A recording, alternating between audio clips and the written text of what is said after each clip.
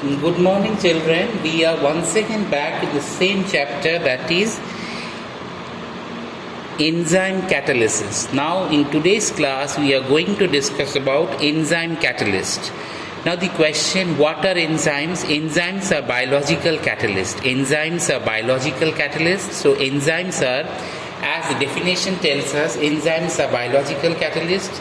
Enzymes are complex nitrogenous organic compound produced in living cells of plants and animals. Now, chemically, enzymes are globular protein with high molar mass ranging from 15,000 to 10 lakh gram per molecule. See the range? Its range is from 15,000 to 10 lakh gram per mole. That is, chemically, enzymes are a type of protein which are globular in nature, so they are called as globular proteins. They are also called as biocatalysts as they catalyze a large number of chemical reactions. As they catalyze a large number of chemical reactions, so they are called as biocatalysts. Okay, and that occur in the bodies of plants and animals to maintain their life process. These biocatalyst enzymes, they are present in the bodies of plants and animals to maintain their life process. For a proper maintenance of the life processes, we have these enzymes, or we have this biocatalyst. Okay, this part have you understood, children? So enzymes are complex nitrogenous organic compound produced in living cells of the plants and animals. Chemically, enzymes are globular protein with very high molar mass ranging from 15,000 to 10 lakh gram per mole. They are also called as biocatalysts as they catalyze a large number of chemical reactions that occur in the bodies of plants and animals to maintain their life process. That is the main function of an enzyme catalyst. Now we are going to discuss the characteristics of enzyme catalysis. We are going to discuss the characteristics of enzyme catalyst. Now see, enzymes form colloidal solution in water and hence they are very active catalysts. Okay, so enzymes form colloidal solution in water and they are very active catalysts. Like inorganic catalysts, they cannot disturb the final state of equilibrium of a reversible reaction.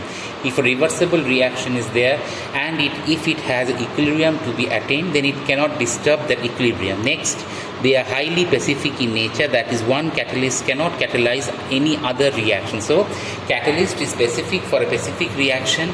We cannot change the catalyst. If we change the catalyst, obviously the reaction would be hampered or the reaction will not take place. Next is, they are highly specific to temperature. Optimum temperature of the activity is 35 degree to 40 degree Celsius. They are deactivated higher temperature. So, catalyst is very much temperature specific. If we change the temperature, what will happen? The whole catalytic action would be changed, or whole catalytic action would be dispersed. So just remember, a catalyst is highly specific in its reaction. That is, if we change the temperature, what will happen? The catalyst action will come to an end, or the catalyst will be unable to function properly. Now the next thing is that if I maintain temperature 35 degree to 40 degree Celsius, then these catalysts will become deactivated. That is, they are deactivated at high temperature. Catalysts are deactivated at a higher temperature. Their activity is increased in the presence of certain substances known as coenzymes. So, the activity is increased if I add certain substances. So, these are chemical substances that are added to a catalyst just to increase its content, okay, or increase its catalytic activity. These are called as coenzymes. Now, a small quantity of enzyme catalyst is sufficient for a large change.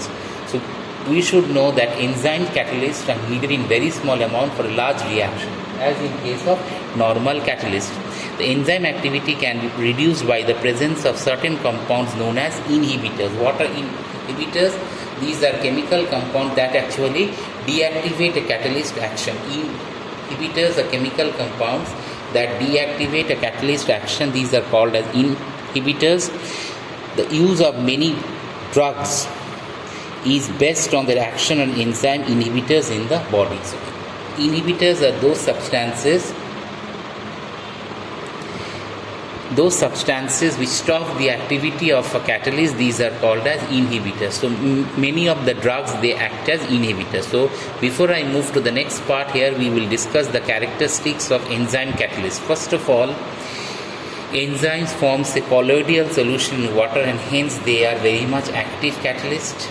Like inorganic catalysts, they cannot disturb the final state of equilibrium of reversible reaction. They are highly specific in nature, that is, one catalyst cannot catalyze more than one reaction. Their highly specific temperature, the optimum temperature of their activity is 35 degrees Celsius to 40 degrees Celsius, and they are deactivate at higher temperature. Their activity is increased in the presence of certain substances known as coenzymes. So coenzymes activate inhibitors, they deactivate the action of a catalyst. A small quantity of enzyme catalyst is sufficient for a large change. The enzyme catalyst can be reduced by the presence of certain compounds known as inhibitors. Use of many type of drugs is based on the action of an enzyme inhibitor in the body. For example, they have C12, H22, O11, that is called as cane sugar. When cane sugar is made to react with water in presence of a catalyst like invertase, it changes to glucose and fructose. So what is this reaction? This reaction is called as the inversion of sugarcane, that is cane sugar or sugarcane. On reacted with the catalyst invertase, it changes to one molecule of glucose and one molecule of fructose. Both of them are isomers, but they are different in their structure. Next reaction, we have the glucose that is made to react another catalyst called gymase. When gymase is made to react on this glucose, it forms ethyl alcohol and carbon dioxide. This is also a reaction where we see that catalyst action is very much active, that is the formation of ethyl alcohol from glucose. Next is starch.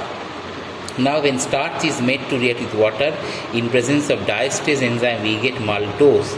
That is C12H22O11. Now when maltose is made to react with water in presence of maltase enzyme, it gives us glucose. When maltose is made to react with water in the presence of maltase enzyme, we actually get a substance called as glucose. Now when this urea is made to react with water in presence of an enzyme called urease, we get actually ammonia plus carbon dioxide. This is the reaction, that is, we have urea. This is made to react with water. In the presence of urease enzyme, we get ammonia plus carbon dioxide. So these are some of the reactions where enzymes are needed for the reaction to complete. Without the enzyme, the reaction will not take place. The last reaction you see is urea. Okay, in this, that is made to react with water in presence of urease enzyme, we get ammonia plus carbon dioxide. In the stomach, enzyme pepsin converts proteins into peptides, whereas in intestine, pancreatic trypsin converts proteins into amino acid by the hydrolysis process. These amino acids are absorbed by the blood and are used in building of tissues. Ptyalin is another enzyme present in human saliva that converts starch into glucose. Okay, ptyalin is another enzyme that actually converts human. Okay, so the ptyalin enzyme present in the human saliva that converts starch into glucose. You can see the reaction. We have starch. Then the starch is made to react with ptyalin, which is present inside our saliva, and that is changed to glucose. This is another important reaction. After the children, we are going to discuss mechanism of enzyme catalyzed reaction. What is the mechanism of enzyme catalyzed reaction? You can see the enzyme over here. It is just like a key, and here is the reactant with the same active site. Now when the enzyme reacts with the substrate, it forms enzyme substrate complex. It is called lock and the key model. It is just like the lock, it is just like the key. So enzyme is the key and substrate is the lock. Now when the enzyme comes in contact with the substrate, it forms enzyme substrate complex. After that, what is happening? Enzyme separates out. Now the substrate breaks into the product. So ultimately what is getting? We are getting from the substrate the product, but in the middle, what we are getting? We are getting that the enzyme is been reacting. When the enzyme is been reacting, it is forming an enzyme substrate complex. Now this enzyme substrate complex breaks the substrate into the product.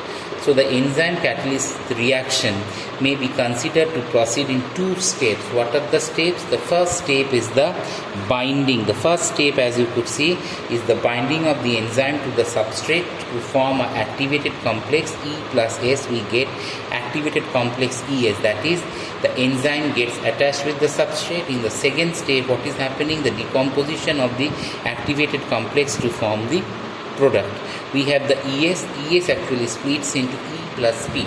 ES actually splits into the enzyme and product P octane.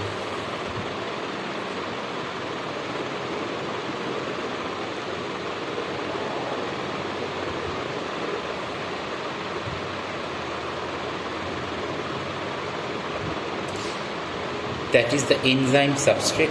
This is how the mechanism of the whole reaction proceeds. Okay.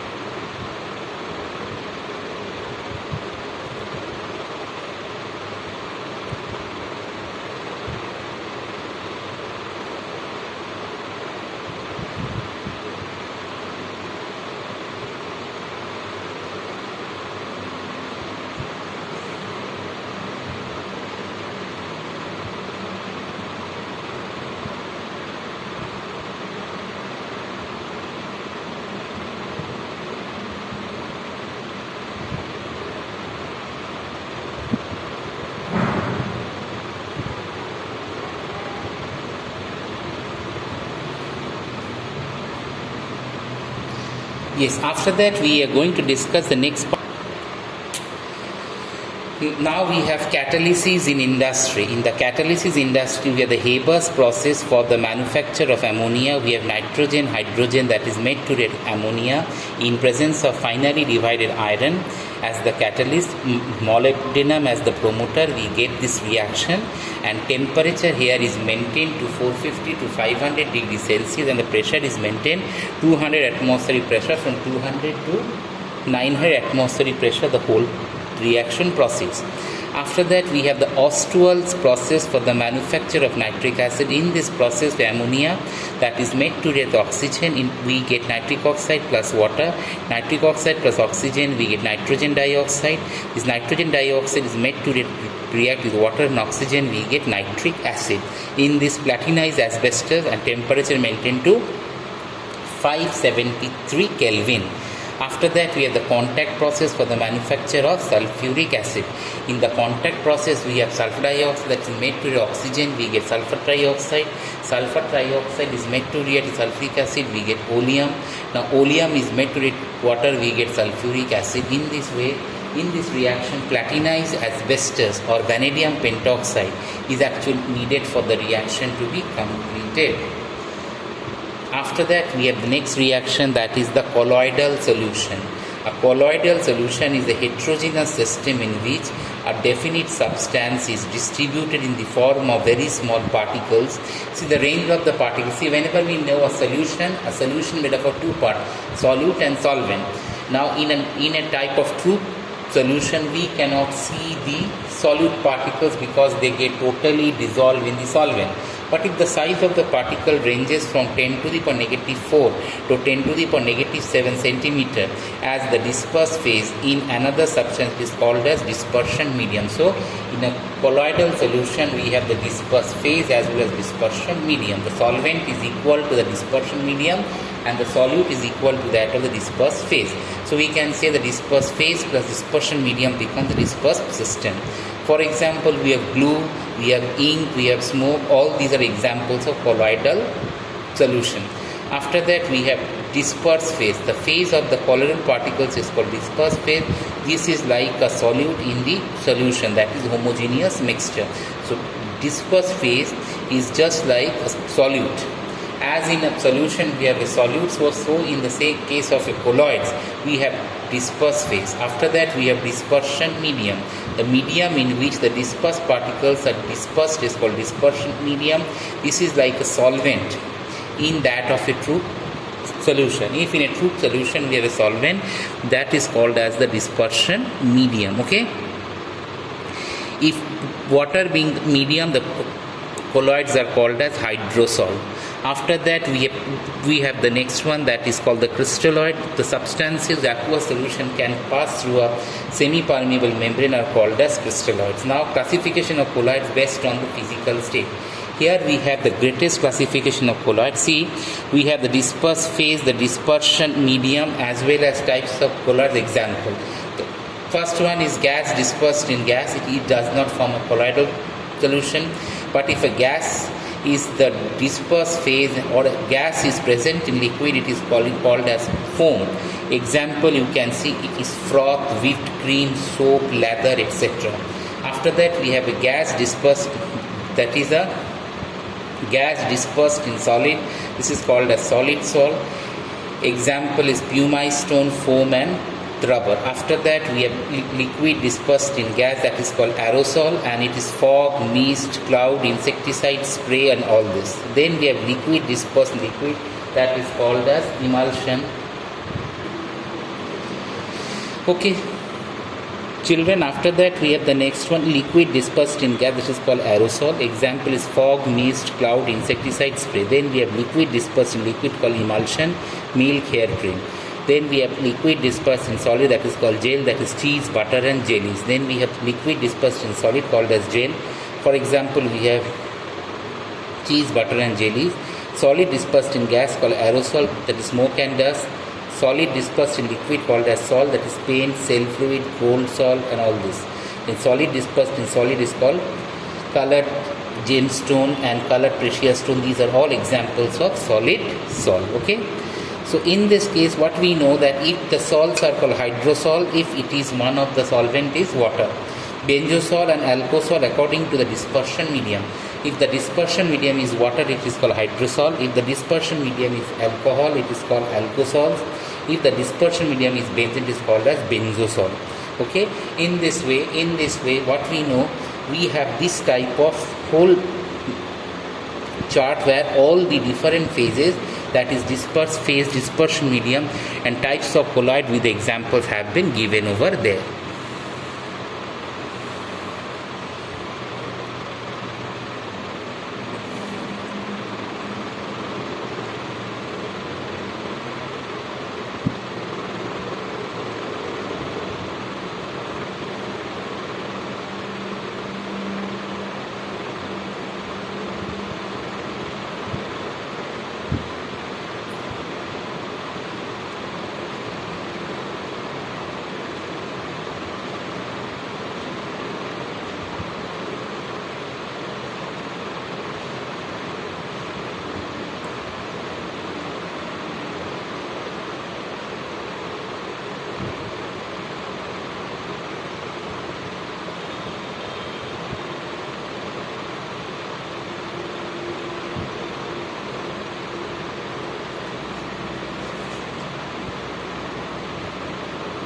Okay children, that was all for the day. Thank you.